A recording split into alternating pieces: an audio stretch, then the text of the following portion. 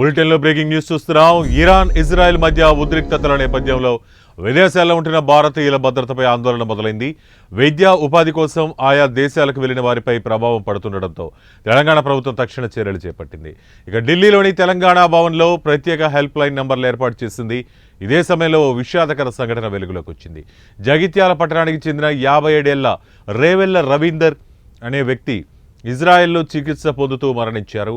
గత 2 ఏళ్లుగా టెల్ అవీవ్లోని ఓ ప్రైవేట్ నిర్మాణ కంపెనీలో కార్మికుడిగా పనిచేస్తున్న రవీందర్ ఇటీవల గుండె సంబంధిత సమస్యలతో బాధపడుతున్నాడు. సుమారు 20 రోజుల క్రితం ఆయన అస్వస్థతకు గురి కావడంతో టెల్ అవీవ్లోని సౌరాస్కీ మెడికల్ సెంటర్లో చేర్చారు.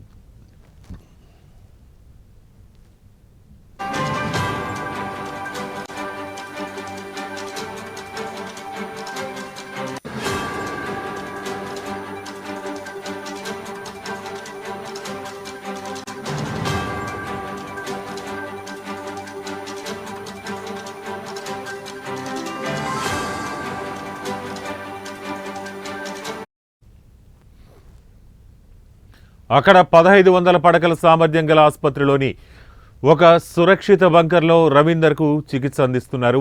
కానీ పరిస్థితి విషమించడంతో ఆయన కన్నుమూశారు. ఈ విషయాన్ని అతని కుమార్తె ఆకాంక్ష మీడియాకు వెల్లడించారు. 20 రోజుల క్రితం తమ తండ్రి గుండెపోటుతో ఆసుపత్రిలో చేరారని, బంకర్లో ఉన్నప్పటికీ ఆయన ఆరోగ్యం నిలబడలేకపోయింది. జూన్ 16న తుది శ్వాస విడిచారని తమకు సమాచారం వచ్చిందని ఆమె తెలిపింది.